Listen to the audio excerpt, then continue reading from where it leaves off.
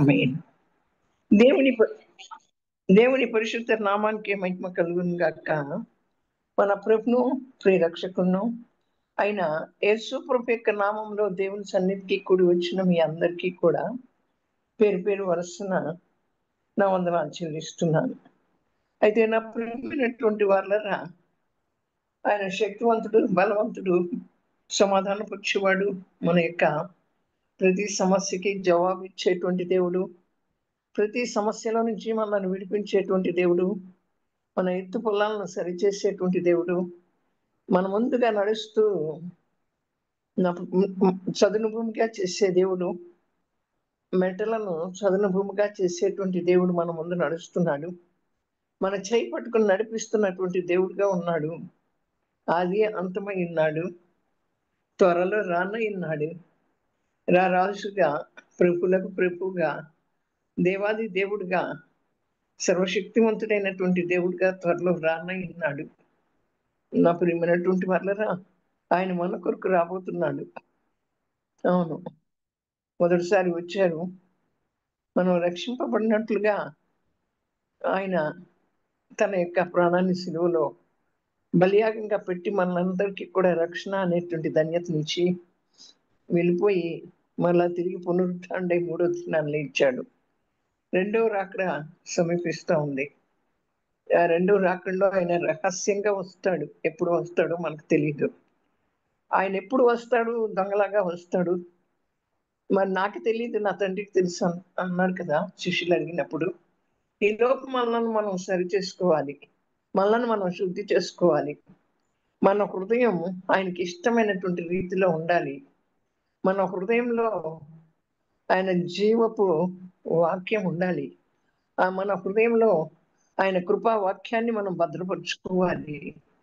మన నోటి ద్వారా, మన ఆలోచనల ద్వారా, తలంపుల ద్వారా, ఊహల ద్వారా, ఉద్దేశాల ద్వారా ఎప్పుడు తప్పిపోతూనే ఉంటాము. వాటన్నిటిని కూడా సరి చేసుకోవాలి. మన ప్రవర్తన అంతట్లో కూడా ఆయన కాపుదలుగా పట్టుకుని ప్రవర్తించేటువంటి వారంగా ఉండాలి. అయితే నా ప్రియమైన వాళ్ళరా, ఆయనకి తెలుసు మనకి ఏది తక్కువగా ఉందో, ఏది లోటుగా ఉందో, మనకి ఏది లేదో. ఈ సృష్టిని సృష్టించక మునిపే మనల్ని సృజించినటువంటి దేవుడికి సమస్తము ఎరిగినటువంటి దేవుడు, సమస్తాన్ని చూస్తున్నటువంటి దేవుడు, మన పరిస్థితులన్నిటినీ కూడా గమనిస్తున్నటువంటి దేవుడు. ఆ దేవుడు, అటువంటి దేవుడు ఎవ్వరికీ లేడు. హాగరు ప్రార్థిస్తుంది, అరే అరణ్యంలో నువ్వు చూస్తున్న దేవుడు అని ప్రార్థిస్తుంది. ఆమెను చూచిన దేవుడు మనల్ని కూడా చూస్తున్నాడు. మరి ఎండిన ఎడారిలో ప్రయాణం చేస్తున్నటువంటి హాగర్కి ఆ జలం దొరకనప్పుడు అక్కడ దేవుడు వచ్చి ఆ యొక్క జలాన్ని ఇచ్చాడు. అలాగే దప్పిక తీర్చాడు. తన కుమారుడికి కూడా దాహం తీర్చాడు. బండ నుంచి నీటిని పుట్టించినటువంటి దేవుడు, ఇశ్రాయేలు స్తుతుల మీద ఆసీనటువంటి దేవుడు, కాలిన ఎండలో ఆ మహా అరణ్యంలో మనల్ని స్నేహించే దేవుడుగా ఉన్నాడు. ఇటు స్నేహితుడు మనకెక్కడా లేడు. ఈ లోకంలో ఏ స్నేహము కూడా మనలను అంతగా పట్టించుకోదు. ఒక మాట ఉంటుంది, పేదరికంలో భార్యని, ఇబ్బందుల్లో స్నేహితుడిని గమనించినట్లయితే వారు ఏమాత్రం సహాయం చేస్తారో అనేటువంటిది మనకు తెలుస్తుంది అంటుంది దేవుని యొక్క వాక్యం. కానీ మన స్నేహితుడైనటువంటి మన ప్రియ ప్రభు మనల్ని ఎప్పుడు కూడా స్నేహిస్తూనే ఉంటాడు. మన ఇబ్బందుల్లో మన కొరకు దిగి వస్తాడు, మన బాధల్లో మన కొరకు దిగి వస్తాడు. నిశ్చయముగా నాకు మొరపెట్టుము, నేను నీకు సమీపంగా ఉన్నాను అంటున్నటువంటి దేవుడు. ఉద్యోగం లేని పరిస్థితిలో ఉన్నావా? అలాగే ఆర్థిక పరిస్థితులు సరిచేయలేవా?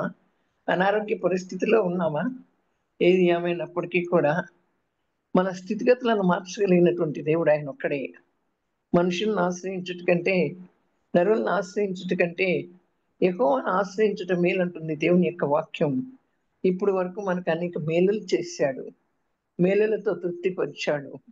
ఇప్పుడు చేసిన దేవుడు రేపు కూడా చేయటానికి శక్తివంతుడిగా ఉన్నాడు.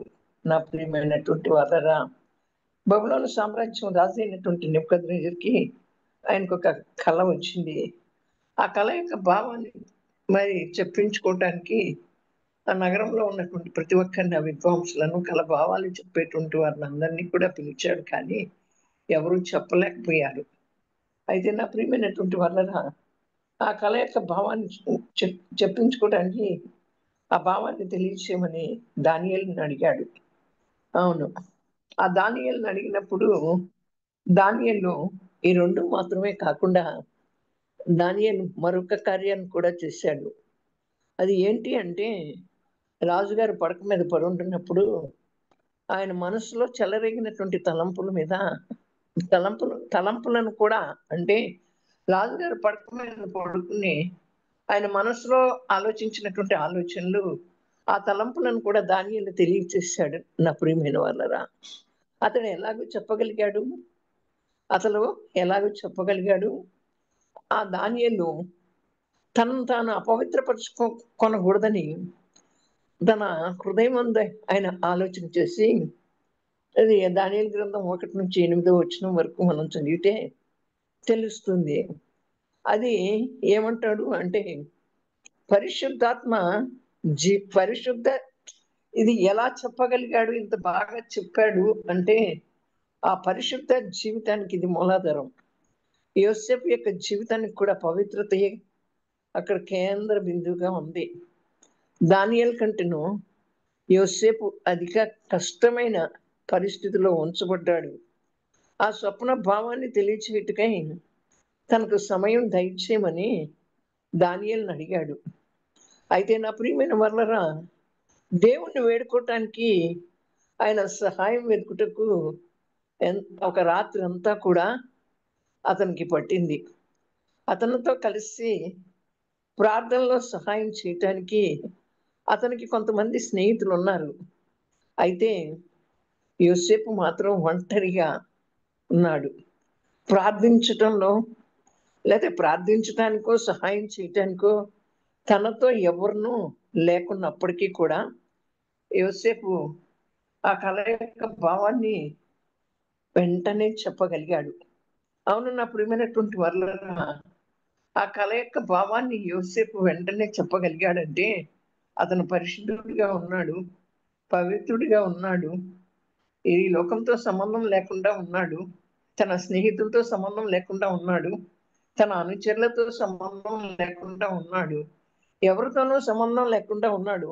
పరిశుద్ధమైనటువంటి జీవితాన్ని, పవిత్రమైనటువంటి జీవితాన్ని యోసేపు గడుపుతున్నాడు కనుక, మరి ఆయన దానియేలు రాజు పక్క మీద పడుకుని ఆయన ఆలోచించిన ఆలోచనలు కూడా, ఆయనకు వచ్చిన తలంపులను కూడా కలభావమే కాకుండా ఆయన చెప్పగలిగాడు అంటే అతను నీతిమంతుడిగా ఉన్నాడు, యథార్థత కలిగినటువంటి వాడుగా ఉన్నాడు, పాపాల నుంచి దూరంగా పారిపోయాడు. పాపం ఎదురుకుండా తను కూర్చుని పాపాన్ని చేయలేదు, కానీ పాపాన్ని చూసి పారిపోయాడు. అక్కడ ఎక్కడ పాపం జరిగింది అంటే పొతేఫరు భార్య దగ్గర జరిగింది కదా.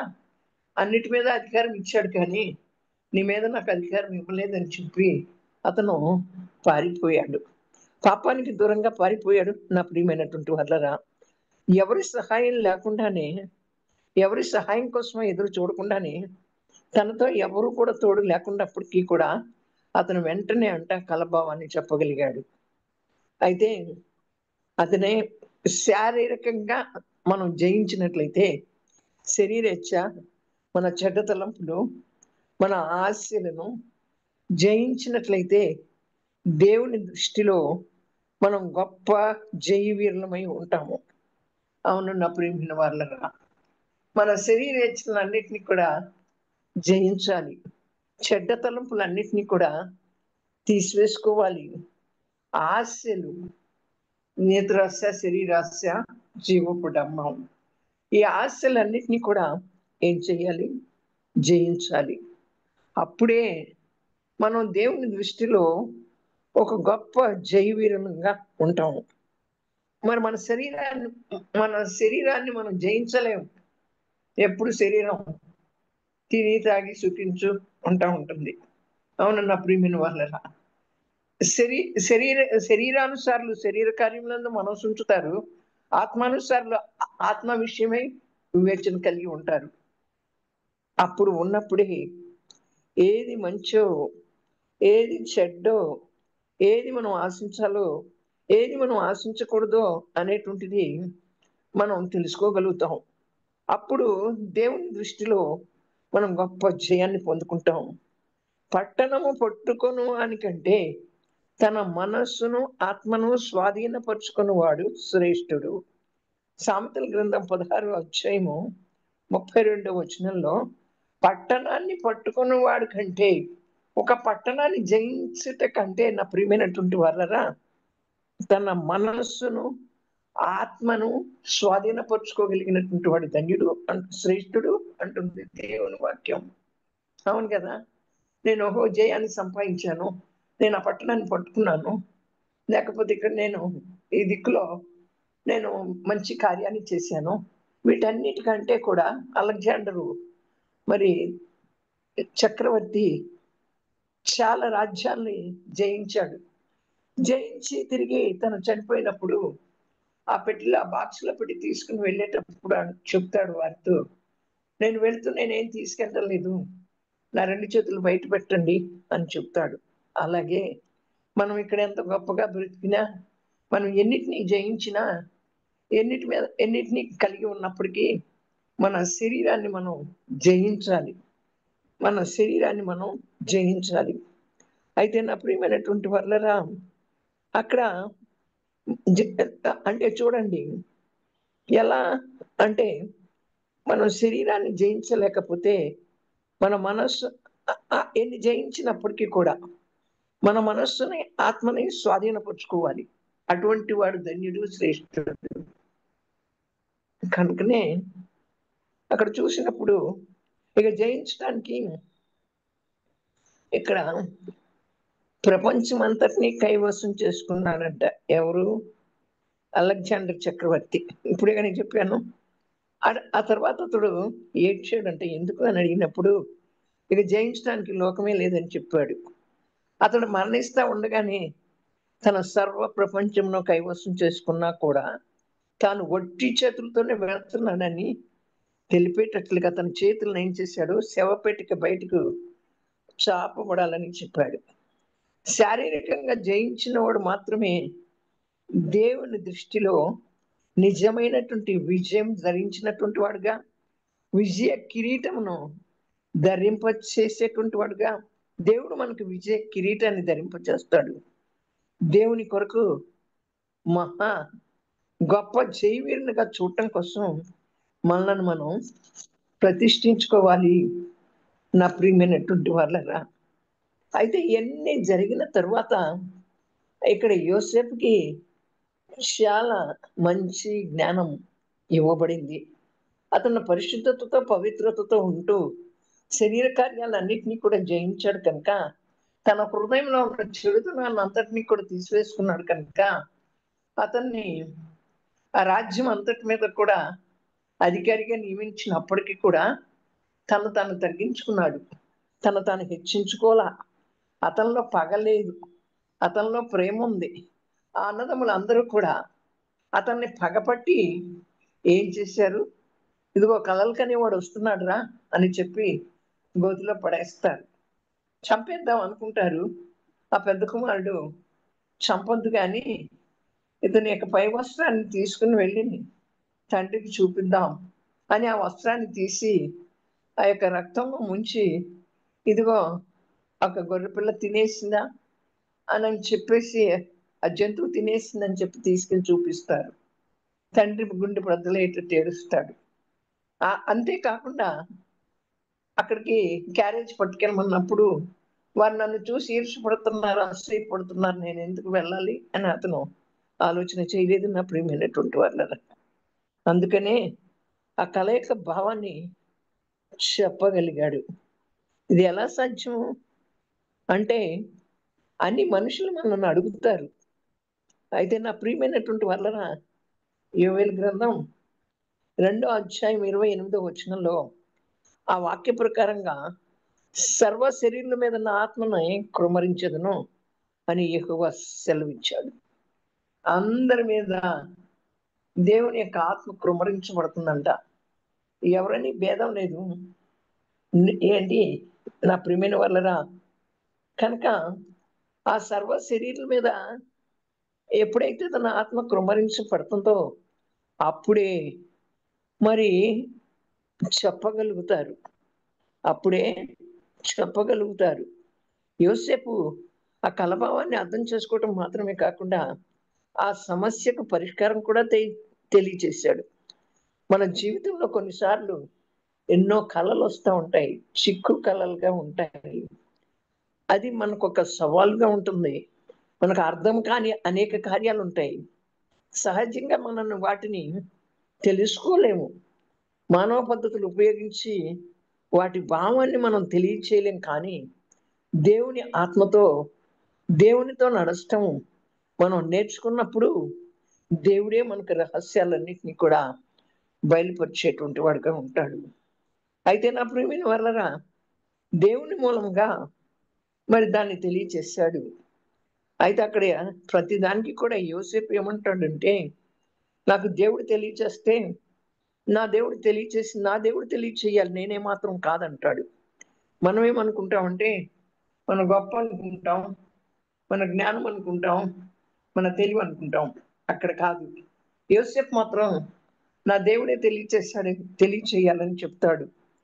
అప్పుడు రాజు ఏమంటారు? నా ప్రియమైనటువంటి వాళ్ళరా, మరి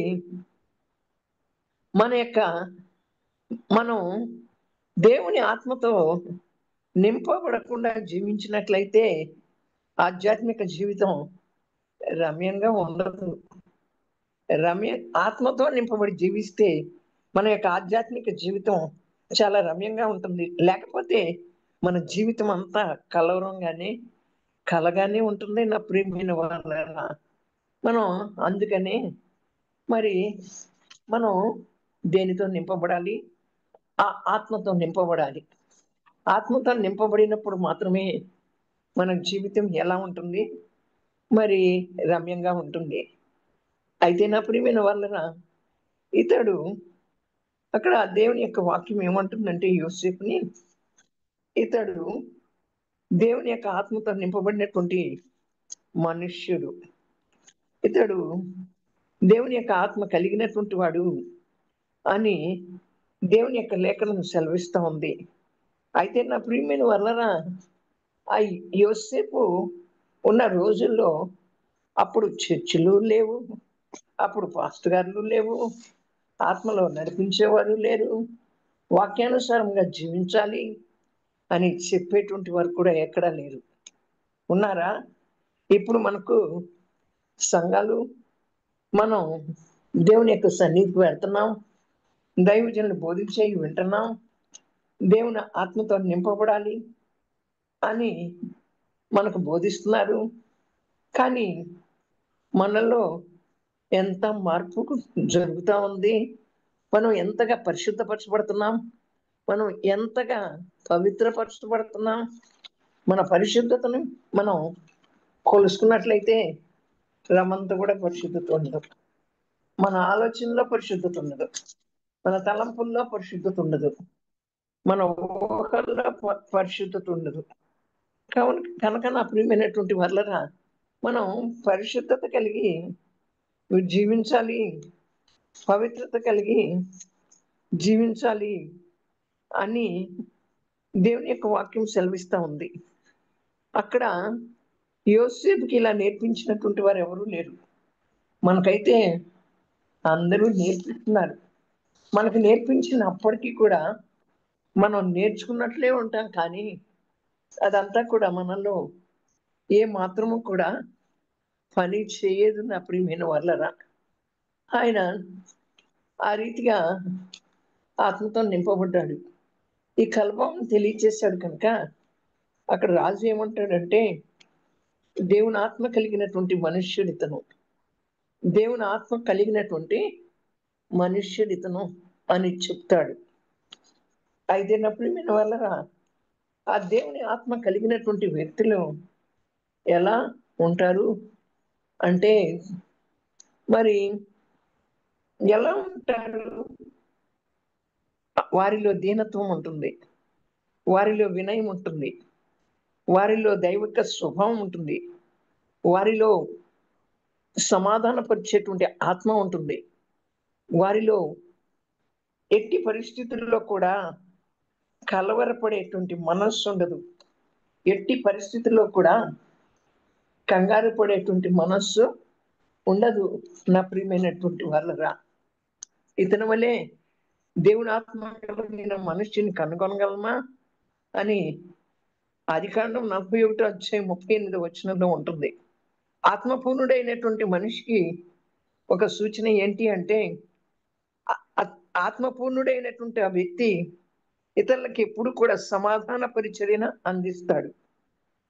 మనం మన భర్తకు, మన పిల్లలకు, మన పొరుగు వారికి, స్నేహితులకి సమాధానాన్ని ఇవ్వకపోతే మనం ఆత్మను అనుసరించి నడవట్లేదని అర్థమవుతుంది.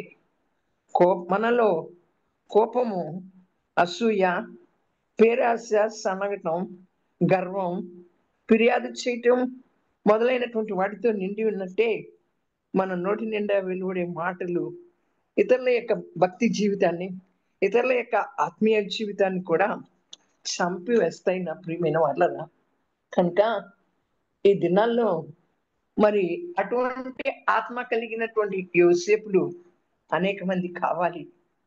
ఇతడు ఆత్మ కలిగినటువంటి వాడు, దేవుని ఆత్మ కలిగినటువంటి మనుష్యుడు. ఇట్లాంటి మనుష్యుని మనం కనుగొనగలమా అని దేవుని లేఖనం సెలవిస్తా ఉంది కదా. అటువంటి యోసేపులు మనకు అనేక మంది కావాలి. లోకమంతా కలవరంతో అల్లకల్లోలంగా ఉంది. ఈ గడిలో కూడా దేవుని ఆత్మ కలిగినటువంటి యోసేపుల అవసరం. నిజమైనటువంటి సజీవుడైనటువంటి దేవుని గురించి ఏమీ ఎరగనటువంటి అన్యజనుడైనటువంటి రాజే యోసేపు ఆత్మపూర్ణుడైన మనుషుడని సాక్ష్యం ఇచ్చాడు. అవును కదా. యోసేపు ఆత్మపూర్ణుడైనటువంటి మనుష్యుడని సాక్ష్యం ఇచ్చాడు. ఆయనకు అసలు దేవుడు సజీవుడని తెలవదు. ఆ తర్వాత అతను అన్యుడు కనుక నా ప్రియమైన వాళ్ళరా, ఆ రాజుగారికి దేవుని గురించి కూడా ఏమీ తెలియదు. మన గురించి కూడా మరి మన చుట్టుపక్కల ఉన్నటువంటి వాళ్ళు, మన కుటుంబీకులు, ఈ వ్యక్తి ఆత్మపూర్ణుడైనటువంటి వ్యక్తి, ఈమె ఆత్మపూర్ణురాలైనటువంటి ఆమె అని చెప్పి సాక్ష్యం ఇచ్చేటువంటి వారుగా ఉండాలి. క్రైస్తవుని యొక్క అస్సలు నా ప్రియమైనటువంటి వాళ్ళరా నికరమైనటువంటి అయితే అతను అంటే చూడండి, ఆ నికరమైనటువంటి గుర్తు ఏంటంటే అంతర్గతంగా ఎప్పుడు సమాధానం కలిగి ఉంటారు, ఎప్పుడు సమాధానం కలిగి ఉంటారు.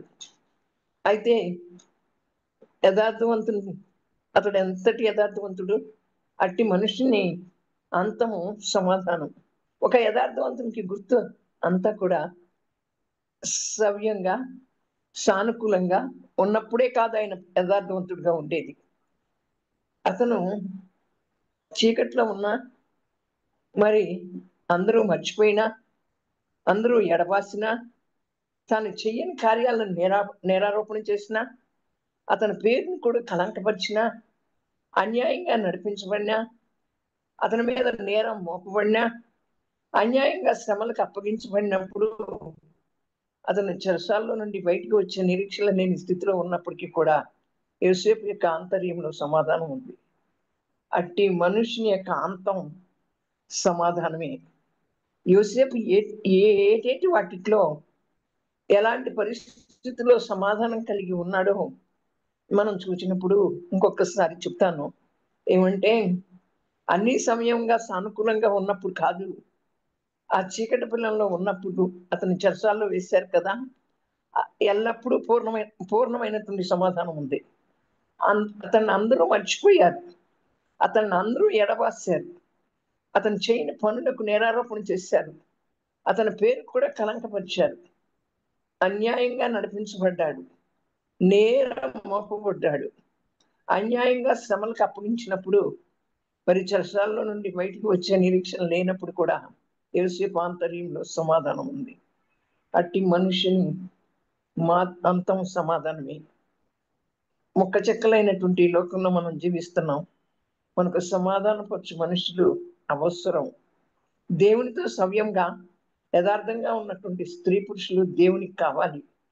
మనం ఎటువంటి పరిస్థితుల్లో ఉన్నా సరే ఆ స్థితిలో దేవుని యొక్క హస్తానం మనం చూస్తే యథార్థమైన ఆత్మతో దేవునితో నడుచుట నేర్చుకున్న వాడై కలవరంతో ఆవేదనతో దిగులు పడుచున్న లోకంకి మనం సమాధాన పరిచర్య అందిస్తాం. మత్తయి సువార్త 5:9 అంటుంది, సమాధానపరచు వారు ధన్యులు. అవునన్న ప్రియమైన వాళ్ళరా. అయితే అందుకు ఫరో ఏమన్నాడంటే, ఫరో అతనితో కళ చెప్పాడు. అందుకు యోసేపు ఏమన్నాడంటే, ఫరో కలిగిన కళ ఒకటే, దేవుడు తను చేయబోతున్నది ఫరోకి తెలియచేశాడని చెప్పాడు. కనుక నా ప్రియమైన వాళ్ళరా, ఆయన అన్నట్లుగా రాజుగారు అన్నట్లు అతనిలో దేవుని ఆత్మకలం, ఇతని వల్లే దేవుని ఆత్మ కలిగిన మనిషిని మనం కనుగొనగలమా అని రాజు అతనికి గురించి సాక్ష్యం ఇచ్చినట్లుగా మనల్ని గురించి సాక్ష్యం ఇవ్వాలి. మన దైవజనుడు ఇవ్వాలి, మన ఇంటి వారు ఇవ్వాలి, దేవుడు ఇవ్వాలి, మన ఇరుగు పొరుగు వారు కూడా ఇవ్వాలి. కనుక నా ప్రియమైన వాళ్ళగా దేవుని ఆత్మను కలిగి ఉంటే ఎలా జీవిస్తామో, యోసేపు కూడా ఎలా జీవించాడో అనేది మనకి ఈ యొక్క వాక్యం ద్వారా దేవుడు మనతో మాట్లాడి మనల్ని సరి చేయటానికి, ఆత్మ ద్వారా జీవించండి అని చెప్పి, ఆత్మ ద్వారా జీవించినప్పుడు మనలో ఉన్న ఏ పరిస్థితిలోనైనా సమాధానకరంగానే ఉంటామని దేవుడు నీతో నాతో మాట్లాడినందుకు ఈ అంచె దినాల్లో ప్రపంచం అంతా అల్లకల్లోలంగానే ఉంది. ప్రపంచంలో ఎక్కడ చూసినా కూడా సమాధానం లేదు. అట్టి సమాధానం లేని పరిస్థితుల్లో, అల్లకల్లోలంగా ఉన్న పరిస్థితుల్లో మనం ఎలా సమాధానంగా జీవించగలము అనేటువంటిది యోసేపు యొక్క జీవితమే మనకు తార్కాణం. ఇటువంటి ఆత్మ కలిగిన మనుషుని మనం కనుగొనగలమా? అటువంటి ఆత్మ మనలో అది పనిచేస్తున్నప్పుడు మనం కూడా యోసేపు వల్లే మన్ననను పొందుకుంటాం. దేవుడి ఈ వాక్యాన్ని మనందరి వెనుకలో దీవించి ఆశీర్వదించి ఫలభరితం చేయంగాక. ఆమేన్. పరిశుద్ధుడా, ప్రేమ స్వరూపి యేసయ్యా, మీకే స్తోత్రాలు చెల్లిస్తున్నాను. మీరెంతైనా నమ్మదగిన దేవుడో ప్రభువా, నన్ను మమ్మలను ప్రేమించి ఆత్మపూర్ణులైనటువంటి మనుషులుగా ఉండాలని, ఏ పరిస్థితిలోనైనప్పటికీ కూడా ఆత్మపూర్ణంగా ఉండగలేకపోతే మాకు సమాధానం ఉండదని, ఏ కల్లోల పరిస్థితిలోనైనా, ఏ అల్లకల్లోలాలు జరుగుతున్నప్పటికీ కూడా మీ ఆత్మలో మేము హర్షించి సంతోషించి సమాధాన పడేటువంటి మనుషులుగా ఉండాలని యోసేపు యొక్క జీవితాన్ని మా ముందు పెట్టి మీరు నాతో మాతో మాట్లాడినందుకు ఏమిచ్చి మేము మీకు రుణం తీర్చుకోలేము యేసయ్యా. రక్షణ పాత్రను చేతి పట్టుకుని కృతజ్ఞతాస్తుతులు చెల్లించుచున్నాను ప్రభువా. మీరే ఘనత మహిమ ప్రభావాలు పొందండి. నీ సన్నిధికి వచ్చిన ప్రతి బిడ్డని కూడా అట్టి ఆత్మతో నింపి మీ ఘననామానికి మహిమ తెచ్చుకోమని, త్వరగా రానైనా యోసేపు వలె తగ్గించుకుని మమ్మల్ని మేము హెచ్చించుకోకుండా మీ సన్నిధిలో మేము ఉండటానికి కృప చూపించమని, త్వరగా రానైన యేసు ప్రభు యొక్క శక్తి కలిగిన నామంలో ప్రార్థించి పొంది ఉన్నాము తండ్రి. ఆమేన్. ఆమేన్.